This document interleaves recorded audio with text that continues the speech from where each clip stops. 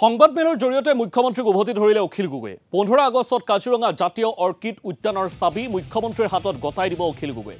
মুখ্যমন্ত্ৰীৰ পৰা ৰাজহুৱাকৈ সময় বিচাৰিলে বিধায়কগৰাকীয়ে তাৰ সমান্তৰালভাৱে মুখ্যমন্ত্ৰীৰ সকলো সম্পত্তি ৰাজহুৱা কৰিবলৈ প্ৰত্যাহ্বান জনাইছে বিধায়কগৰাকীয়ে মুখ্যমন্ত্ৰীৰ সম্পত্তিৰ তালিকাও ৰাজহুৱা কৰিলে অখিল গগৈয়ে পত্নী পুত্ৰ মাতৃ শাহুৰৰ লগতে নামে বেনামে মুখ্যমন্ত্ৰীৰ সম্পত্তি থকাৰ অভিযোগ অখিল গগৈৰ ইয়াৰ সমান্তৰালভাৱে বিধায়কসকলক চাপত ৰাখি মুখ্যমন্ত্ৰীয়ে একনায়কত্ববাদী শাসন চলোৱাৰ অভিযোগ উত্থাপন কৰিছে অখিল গগৈয়ে মুখ্যমন্ত্ৰীৰ ৰাজনৈতিক ক্ষমতাৰ অপব্যৱহাৰ কৰি সম্পত্তি অৰ্জন কৰাৰ অভিযোগ অখিল গগৈৰ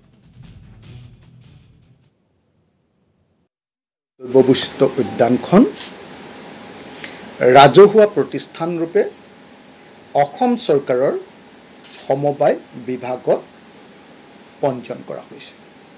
কৃষক মুক্তি সংগ্ৰাম সমিতিৰ দ্বাৰা তৈয়াৰ কৰা এটা সমবায় প্ৰতিষ্ঠান এখন ৰাজহুৱা ইয়াৰ কোনো মালিক নাই ইয়াৰ কোনো প্ৰফিট খাব নোৱাৰে ইয়াৰ কোনো মালিক নাই আৰু ইয়াক কোনো ব্যক্তিগত সম্পত্তিত পৰিণত কৰিব নোৱাৰে তেখেতে কৈছে যে অখিল গগৈ এতিয়াই কৰি দিব লাগে কিন্তু তেখেতৰ নিজৰ ক্ষেত্ৰত আকৌ তেখেতৰ পত্নী আৰু তেখেত ঢুকুৱাৰ পাছতহে বোলে সেইটো ৰাজহুৱা কৰিব মৃত্যুৰ পাছতহে জীৱনকালত মানে উপভোগ কৰিব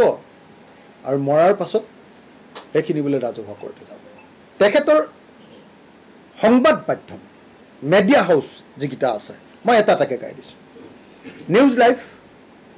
নাম্বাৰ 1 তেখেতেই কৈছে যে আটাইতকৈ বেছি চলা চেনেল নিউজ লাইভ নিয়মীয়া বাৰ্তা বাতৰি কাগজ এখন ৰং চেনেল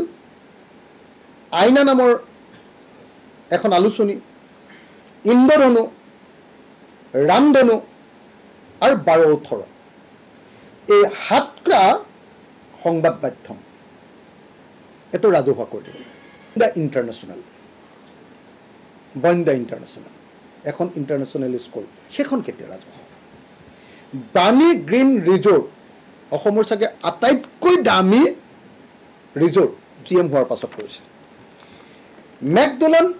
ফ্ৰেঞ্চাইজি মেকডোনাল্ডৰ এটা ফ্ৰেঞ্চাইজি কৰিছে আপোনালোকে দেখিছে চাগে নিউজ লাইফৰ যে কাষতে মেকডোনাল্ড মানে তাৰ পাছত দাৰিগজিত বুলি এই দাৰিগজিত 107 বিঘাৰ মাটি এই 4টা আৰু 5 নম্বৰটো হ'ল গোল্ডেন থ্ৰেড অফ আসাম বুলি এটা ব্ৰেণ্ড বনাইছে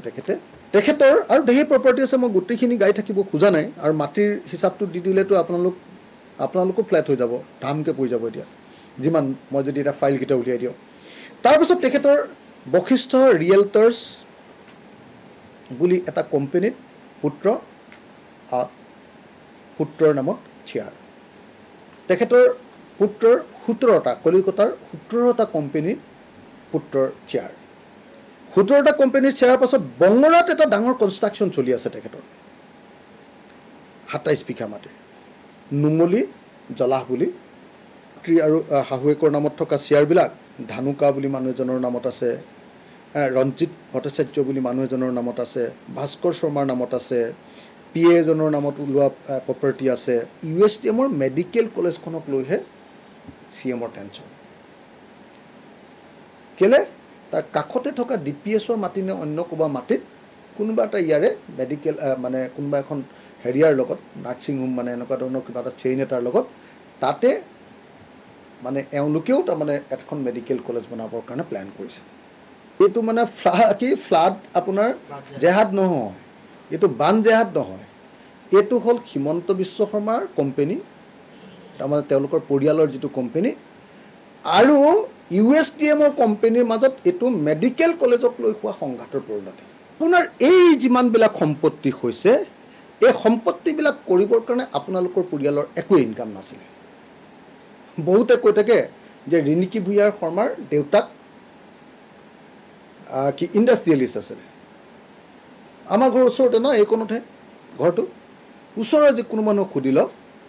যে মই যিমান দূৰ জানো মই তেখেতৰ নামটো ল'ব নোখোজোঁ কিন্তু হিমন্ত বিশ্ব শৰ্মাই বিয়া কৰোৱাৰ পাছত এনেকুৱা ধৰণৰ কোনো ইণ্ডাষ্ট্ৰি নাই বৰং মই জনামতে সেই পৰিয়ালটো ৰিণিকী ভূঞা শৰ্মাৰ পৰিয়ালটো বেংক্ৰাপচিহে হৈছিলে গতিকে এই যে চাহ বাগিচা তিনিখন কিন্তু নামতহে দেই বাকীবিলাক উলিয়াই দিম আপোনালোকে গম পাব কেইদিনমানৰ পাছত মোৰ লগত লাগি থাকিলে হ'ল খালি আৰু খংটো উঠি থাকিলে হ'ল আৰু উলিয়াম আৰু এদিনকৈ হা এই 3খন বাগান কিনিবৰ কাৰণে পইচা ক'ত পালে ধনৰ উৎস কি আমিতো জানো কাহিনী মই নিউজ লাইফৰ ওপৰত ৰিচাৰ্চ কৰিছিলোঁ মোৰ লগত এতিয়াও ফাইল আছে আজিৰ দিনটোত মই আপোনালোকক জানি নিউজ লাইফৰ ধনৰ উৎস এটাকে দেখুৱাই দিওঁ এটাকে মই দেখুৱাই দিব পাৰোঁ মোৰ ওপৰত পুৰা ডকুমেণ্ট আছে আৰু মই এইটো ডকুমেণ্ট একদম সাধাৰণভাৱে বনোৱা নাছিলোঁ গুৱাহাটীৰ বহুত ডাঙৰ ডাঙৰ চিএক লগাই RTI কৰি তথ্য উলিয়াই ৰিচাৰ্চ কৰি হা একেবাৰে মানে হিলাই দিব পৰাকৈ কৰা ডকুমেণ্ট আছে মোৰ লগত মোৰ ৱাইফে কলেজত চাকৰি কৰে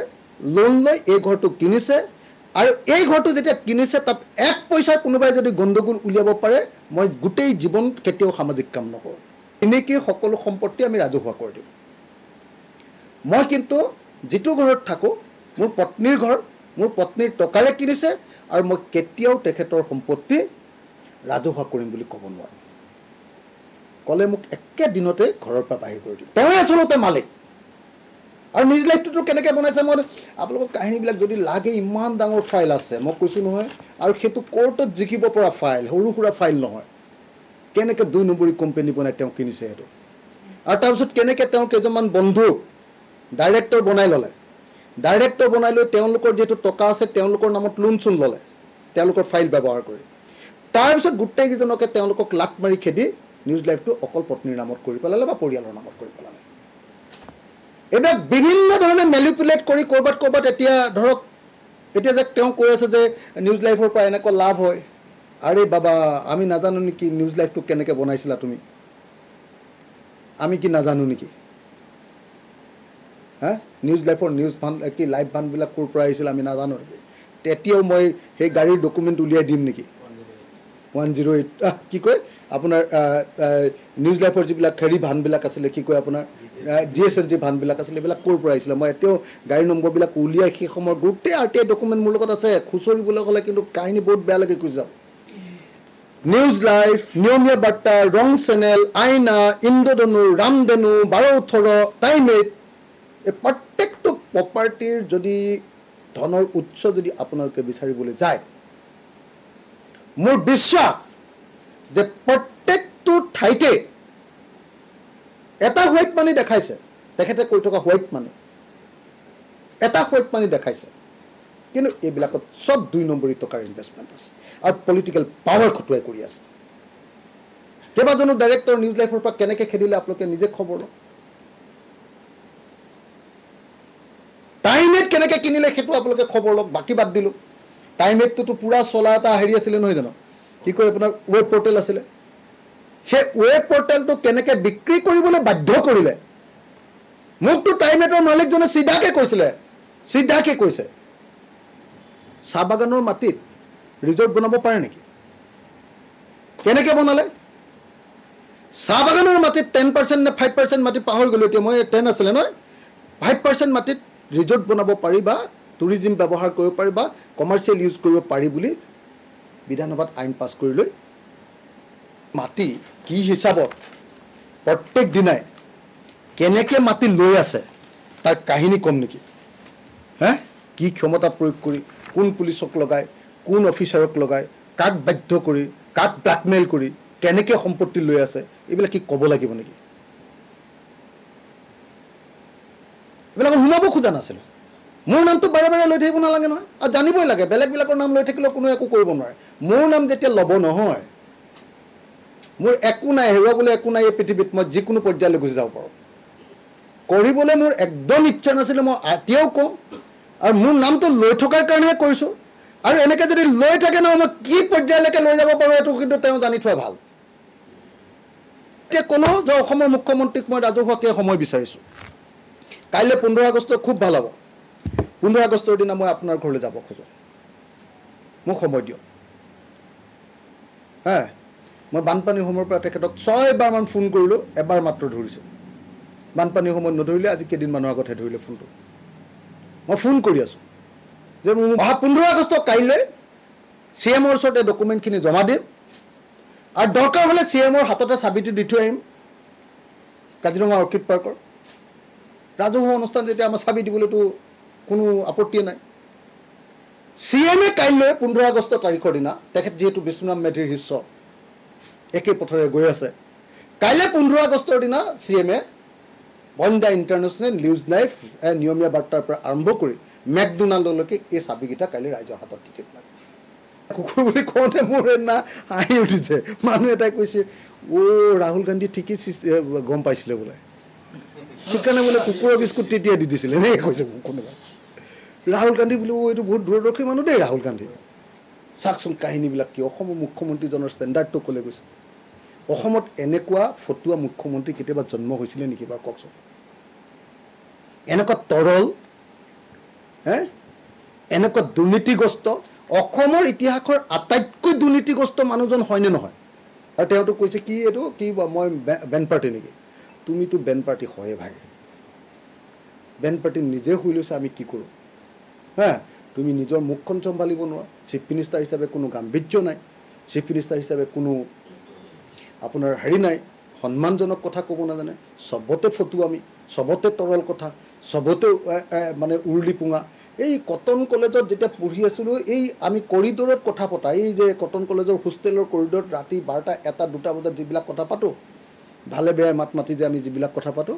এতিয়া অসমৰ চিফ মিনিষ্টাৰজনে এতিয়াও তেনেকুৱা কথাই কৈ থাকে তোকে অসমৰ চিফ মিনিষ্টাৰক জনাই দিছোঁ যে মোৰ কোনো কেলেংকাৰী নাই মই এনেকুৱা ধৰণৰ কোনো প্ৰপাৰ্টি কৰা নাই ক'ৰবাৰ পৰা কিবা এটা ডনেশ্যন পালে সেইটো অকল ৰাইজৰ নামতে খৰচ কৰোঁ 1 পইচা নিজৰ হাতত নাথাকে 1 পইচা আজিৰ দিনটোত আহি যাওক না পুলিচক পঠিয়াই দিয়ক আমাৰ ঘৰটো চেক কৰি লওক পইচা পাতি কিবা আছে যদি লৈ যাওক কৈছে যে এতিয়া উইল আমি কেনেকৈ দেখুৱাম নেদেখা নহয় উইল বুলি কৈছে উইলটো নেদেখুৱা উইলটো এতিয়া নেদেখুৱা মুখেৰে এতিয়া কৈ থাকিবা প্ৰপাৰ্টিটো এতিয়া তোমালোকৰ নামতে হৈ থাকিব মৰিব সময়ত কোনে পালে আমি কেনেকৈ জানিম ভাই তাৰ মৰি যোৱাৰ পাছত ক'ব এইটো ধৰিটো লাভেই নাই মৰিলে মানুহটো মানে দাতা কৰ্ণৰ এটা ভূমিকা ল'ব খুজিছে এটা যে নাটক এটা ছদ্মবেশ এটা যে ধৰিছে মই দাতা কৰ্ণ এই দাতা কৰ্ণ নহয় চব চোৰৰ টকা এইবিলাক চব চুৰি কাৰ্যৰ টকা যিমান প্ৰপাৰ্টি আছে নহয় এই সমস্ত টকাৰ উৎস বিচাৰি গ'লে চব চুৰি কাৰ্য লুণ্ঠন কৰা টকা অসমৰ ৰাইজৰ পৰা 1 পইচাকে লুণ্ঠন কৰা পইচা আৰু তুমি তোমাৰ প্ৰপাৰ্টি ৰাজহুৱা নকৰিলে এদিন ৰাইজে তোমাৰ এই প্ৰপাৰ্টি চব কাঢ়ি ল'ব